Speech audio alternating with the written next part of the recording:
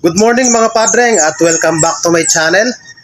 Motor na ayaw umandar, paano nga ba ayusin? TMX 155. Sa pagto-troubleshoot ng motor mga padreng, napaka-importante na dapat alam natin yung step by step.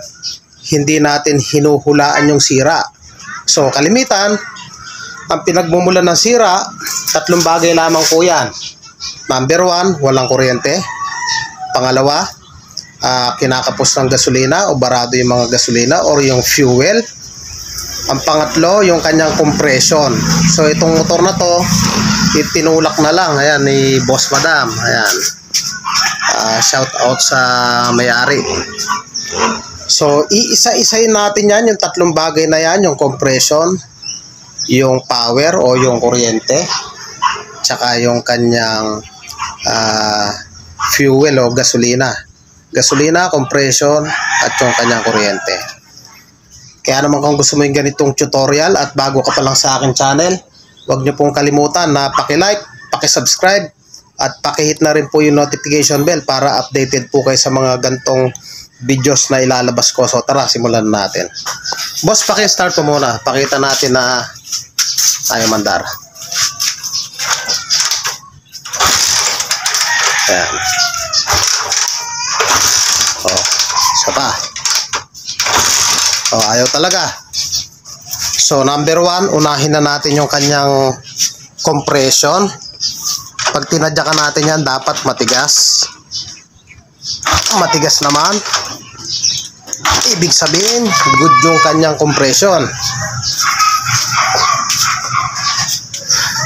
At isunod naman natin mga boss dito sa kanyang gasolina. Tanggalin lang natin yung hose.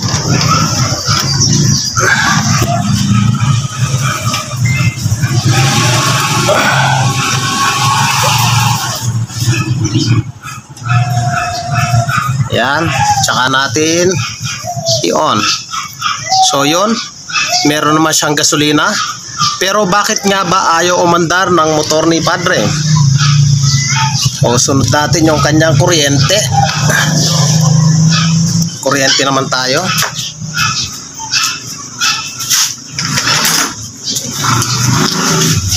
Kalimitan mga boss, pinagmumulan kung walang kuryente, ang gagawin lang natin, tanggalin natin to.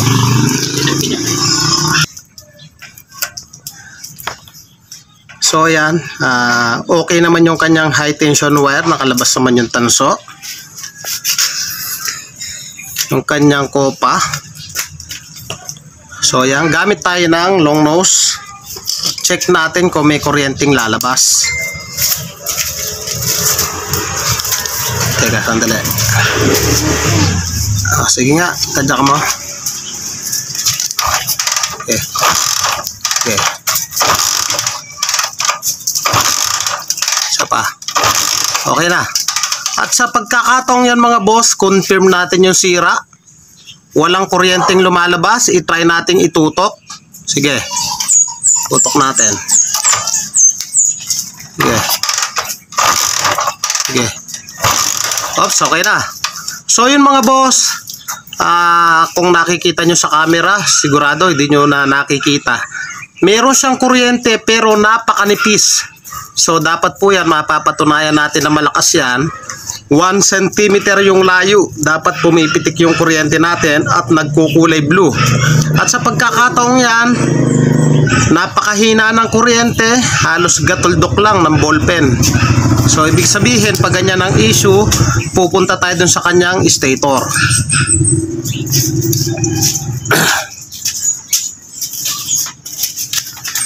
Dito sa ating magneto, nandyan yung ating stator. May wire po yan. So kailangan na muna natin tanggalin yung kanyang side cover. Tanggalin na muna natin to.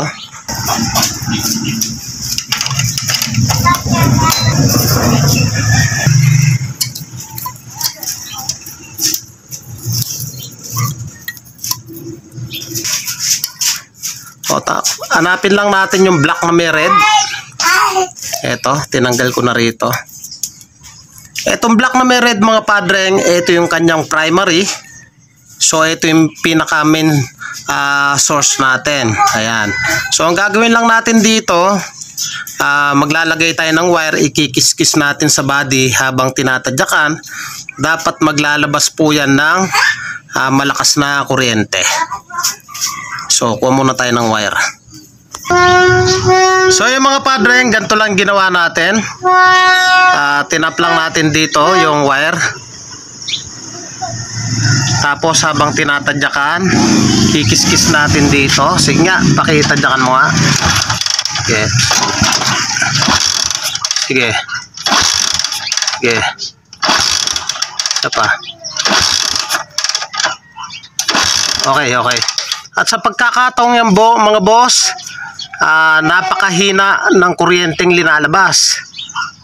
So, ibig sabihin, may problema yung kanyang primary. So pag ganyan ang issue mga padreng, mahina yung lumalabas dito sa block na may red. So ang gagawin natin, tatanggalin natin yung kanyang stator. Papalitan natin yan para maglabas siya ng malakas na kuryente. So tanggalin lang natin yung 8mm para ma-expose natin yung kanyang stator. So yan na nga mga padreng, tinanggal ko na yung ating magneto cover. Tanggalin natin yung tornilyo niya rito. So gagamit lang tayo ng 17. So oversize na po yung kanyang nut, 19. Tayo ng 19.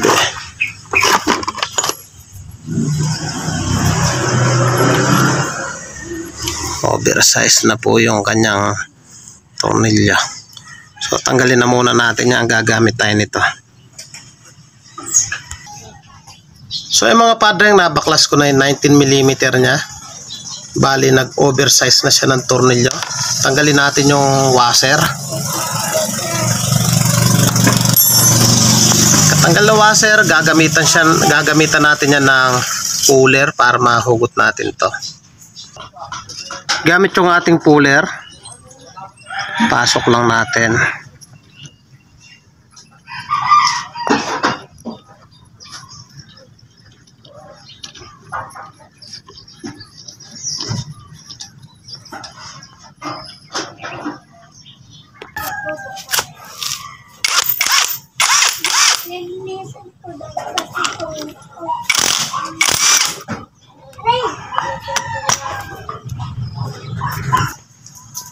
Sa pagkakataong yan mga padreng, ayaw na gumana ng ating puller.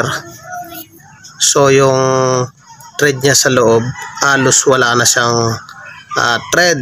So paano nga ba natin tatanggalin to nang hindi natin magamit tong puller? So pag ganyan yung issue mga padreng, na sira na yung thread, ibalik natin to at didiskartehan na lang natin yan.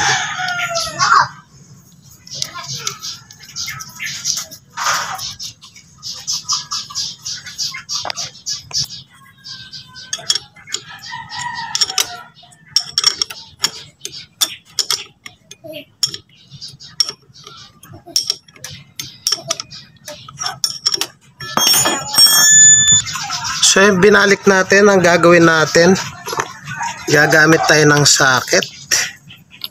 Ayan. Kita natin ng socket. Tsaka natin pupukpukin dito. Wala tayong martilyo. So ang gagawin natin mga boss, pukpukin natin dito. Hawak mo nga yung camera ganyan.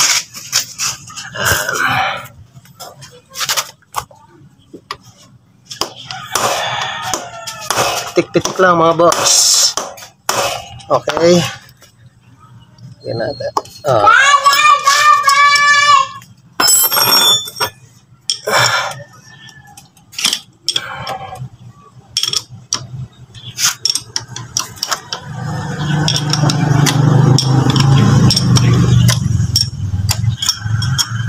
So ganyan lang yung gagawin nyo mga boss pag walang puller. In case na pinukpok nyo rito at ayaw lumabas, pwede kayong gumamit ng screw. Tulungan nyo, itulak nyo, patulak para lumabas ng ganon.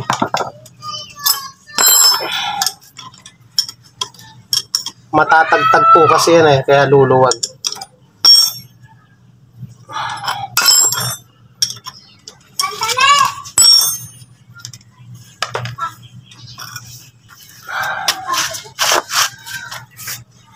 Ayan, natanggalan natin. Ngayon, tanggalin natin to, yung 8mm. Isa, dalawa, tatlo. Tanggalin na muna natin yan.